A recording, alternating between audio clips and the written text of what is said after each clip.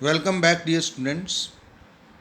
कल हमने पढ़ा था whether the sex education is necessary in the schools why. आज हम पढ़ेंगे the steps taken by the government to maintain a reproductively healthy society. देखो जो स्टेप लिए गवर्नमेंट ने वो क्या था, imposing a statutory ban on amniocentesis to legally check increasing menace female foeticide. यानी गवर्नमेंट ने बैन लगा दिया एमनियोसेंटेसिस टेक्निक पर to legally check increasing menace, ताकि जो कन्या भ्रूण हत्या है उसको रोका जा सके। एमनियोसेंटेसिस टेक्निक क्या है? ये वो टेक्निक है जिसके द्वारा भ्रूण के सेक्स का पता लगाया जाता है, अभी जो बच्चा है वो मेल है या फीमेल है। इस टेक्निक में क्या किया जाता है? एमनियोसेंटेसिस टेक्निक में जब बच्चा मदर बॉडी में होता है उसके चारों तरफ जो फ्लूइड होता है उसको एमनियोटिक फ्लूइड बोलते हैं। उस फ्लूइड को सिरिंज की हेल्प से निकाला जाता है। उस फ्लूइड में जो बच्चे की सेल्स हैं उनको देखा जाता है, उसमें क्रोमोसोम देखे जाते हैं कि वो क्रोमोसोम पूरे हैं नहीं हैं, उनमें से कोई फॉल्टी तो नहीं है क्रोमोसोम। उसमें साथ साथ ये भी पता चल जाता है भी whether the child is male और फीमेल। तो ये बैन कर दिया गया अभी बच्चे के इस टेक्निक के द्वारा हम we can't know the sex of the baby. बाद में अल्ट्रासाउंड टेक्निक चली, उसमें भी ये बैन किया गया है कि we can not get to know whether the foetus is male और फीमेल, ताकि लोग कन्या भ्रूण हत्या ना करें, फीमेल फीटिसाइड ना करें। Number 2, massive child immunisation programme has been started. Child immunisation programme चलाया गया। चाइल्ड इम्यूनाइजेशन प्रोग्राम क्या है? जब बच्चा पैदा होता है उसके बाद 6 महीने तक उसको डिफरेंट इंजेक्शन लगते हैं, वैक्सीन्स लगती हैं, जैसे BCG का टीका लगता है और काफ़ी पोलियो ड्रॉप्स पिलाई जाती हैं। ये सारे इम्यूनाइजेशन प्रोग्राम के अंदर आती हैं। वो मतलब लार्ज स्केल पर इंडिया गवर्नमेंट ने चलाया। Specialised health centre like infertility clinic for diagnosis and treatment of some infertility disorder has been established। यानी फर्टिलिटी क्लिनिक सेटअप किए गए हैं जहां पर ये डायग्नोज किया जाता है कि इनफर्टिलिटी यानी जब किसी कपल के पास बच्चा नहीं होता तो वो क्या कारण है उसका, और उनका इलाज भी किया जाता है।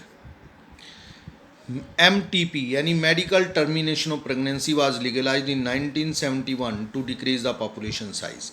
MTP को लीगलाइज किया गया। MTP क्या है भाई? जब वैसे तो अगर हम देखें बच्चा you can't abort a child, किसी बच्चे को अबॉर्ट नहीं कर सकते, उसको अबॉर्शन नहीं कर सकते हैं। लेकिन अगर हमें मेडिकली ये पता चल जाए कि जो बच्चा है वो हेल्दी नहीं है मदर बॉडी के अंदर, तब हम उसको प्रेगनेंसी को टर्मिनेट अबॉर्ट कर सकते हैं। उसको हम बोलते हैं, उस अबॉर्शन को हम बोलते हैं मेडिकल टर्मिनेशन ऑफ प्रेगनेंसी। इसको लीगलाइज किया गया गवर्नमेंट, मतलब डॉक्टर्स की सलाह से वो किया जा सकता है।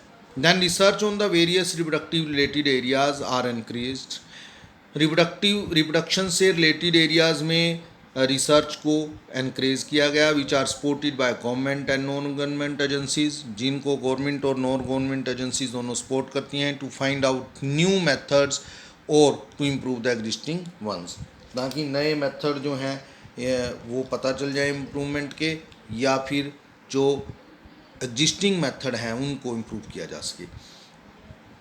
इसी तरह से सहेली a new oral contraceptive for female was developed. एक न्यू कॉन्ट्रासेप्टिव यानी दो बच्चों के बीच में गैप देने के लिए एक टेबलेट जो है सरकार ने बनाई। वो कहाँ पर बनाई गई? Central drug research institute in Lucknow in India, develop by the scientist. ये भी इसके अंदर आता है। बुक में पीछे क्वेश्चन है, do you think that reproductive health in our country has improved in the past 50 years?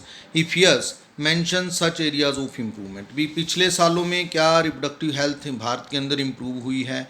अगर हुई है तो कुछ एरियाज बताए जाएं जहां पर वो हुई है। तो यस, ये है हुई है इम्प्रूव। तो yes, in the past 50 years reproductive health in our country has improved. कुछ पॉइंट्स भी मैंने लिखे हैं यहाँ पर, देखो वो क्या है। Following points indicate better awareness of the society about sex related matter in India. Number 1, increase number of medically assisted deliveries. अब मेडिकली असिस्टेड डिलीवरीज ज़्यादा होती हैं, यानी अस्पताल में होती हैं डिलीवरीज, पहले घर पे ही हो जाया करती थी, उसमें बहुत सारी मदर जो हैं उनकी डेथ हो जाती थी, बच्चों की डेथ हो जाती थी न्यू जो एकदम से पैदा होते ही, तो अस्पताल में इससे ये डेथ रेट कम हुआ है। Then better postnatal care, जन्म के बाद जो केयर करनी होती है मदर की वो इम्प्रूव हुई है, leading to the decrease maternal and infant mortality rate, जिससे मेटरनल यानी मदर का मोर्टेलिटी रेट मृत्यु दर कम हुई है, इन्फेंट मोर्टेलिटी रेट यानी बच्चे की मृत्यु दर कम हुई है। Increase number of couples with small families, अब ज़्यादा कपल हैं जिनके बच्चे कम हैं, एक या दो बच्चों वाली फैमिलीज़ ज़्यादा हैं।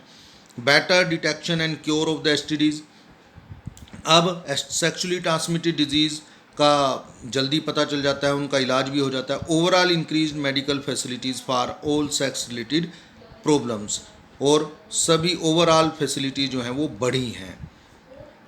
Now we come to the next topic, that is population explosion and birth control. इसमें एक क्वेश्चन है पीछे बुक में, what are the suggested reason for population explosion. भी सुजेस्टेड रीजन क्या रीज़न है भी ये पॉपुलेशन एक्सप्लोजन हुआ है। देखो पहली बात तो हमें पता होना चाहिए भी व्हाट इज़ पॉपुलेशन एक्सप्लोजन।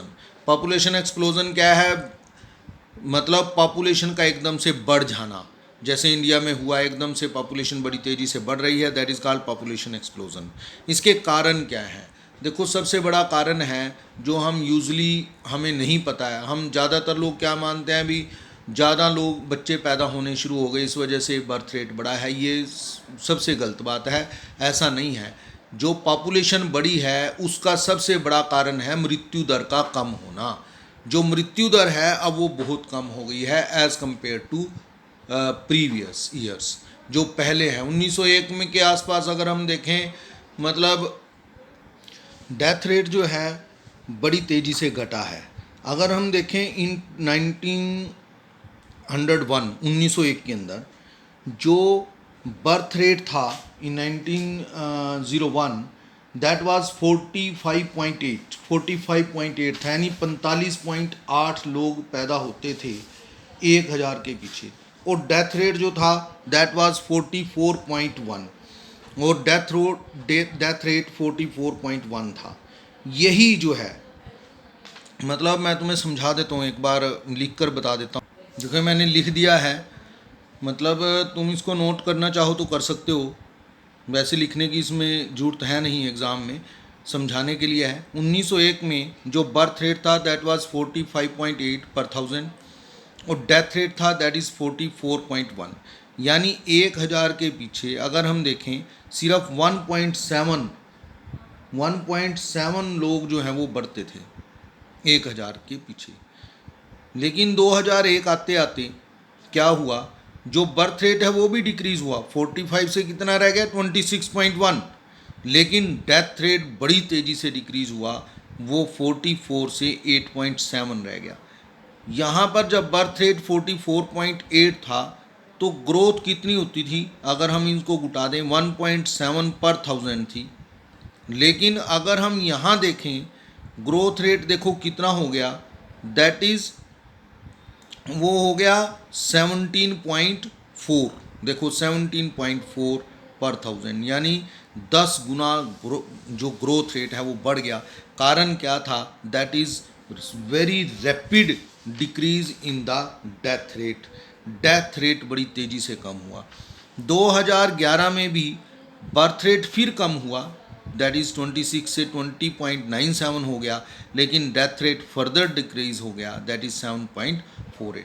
तो मेन रीज़न जो है that is of the increase in population is decrease in death rate. और अब डेथ रेट कम क्यों हुआ, उसके बहुत सारे रीज़न हैं। देखो नंबर 1 ये हम पढ़ते हैं, इंक्रीज़ हेल्थ फैसिलिटीज़ बढ़ गई हैं। थोड़ी सी बीमारी होने पर हम हॉस्पिटल में चले जाते हैं जहाँ पर प्रॉपर इलाज हमें मिल जाता है। देन बेटर लिविंग कंडीशन बढ़िया हो गई हैं, बेटर सैनिटेशन हो गया है, पानी की व्यवस्था बढ़िया हो गई है, कम्युनिटी हेल्थ स्कीम चला दी हैं गवर्नमेंट ने। Rapid decline in death rate, ये मैंने बताया। Decline in maternal mortality rate, mother death birth के बाद कम होनी शुरू हो गई है। Decline in infant mortality rate, बच्चों की डेथ कम होती है।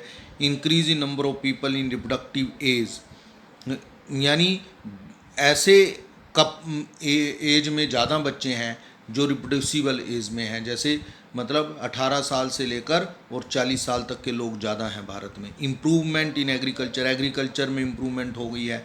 पहले अनाज जो खेतों में पैदा होता था, हम उसको कहते थे भी कितने मन हुआ, एक मन में 40 किलो होते हैं, मतलब 40 किलो के हिसाब से पूछते थे।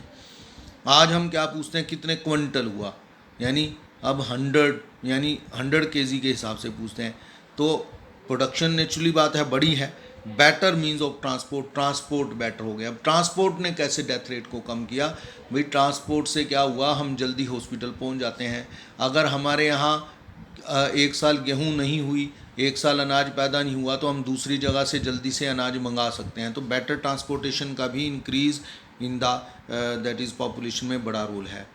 Then there is better storage condition बढ़िया है, अकाल नहीं पड़ता है। अगर एक साल गेहूं नहीं हुई है, हमारे पास इतना भंडारण है कि हम लोगों को भूखा नहीं मरने देते, तो इससे भी क्या हुआ है, पॉपुलेशन बढ़ी है। तो these are the some factors which are responsible for the increase in the that is for the population explosion. Now we come to the कुछ टॉपिक हमने यहाँ लिखे हैं बुक में से, क्वेश्चन इनमें नहीं बनाया है। दो RCH यानी reproductive and child health care programme, we could bring down the population rate marginally, हम पॉपुलेशन ग्रोथ रेट कम ला सके हैं।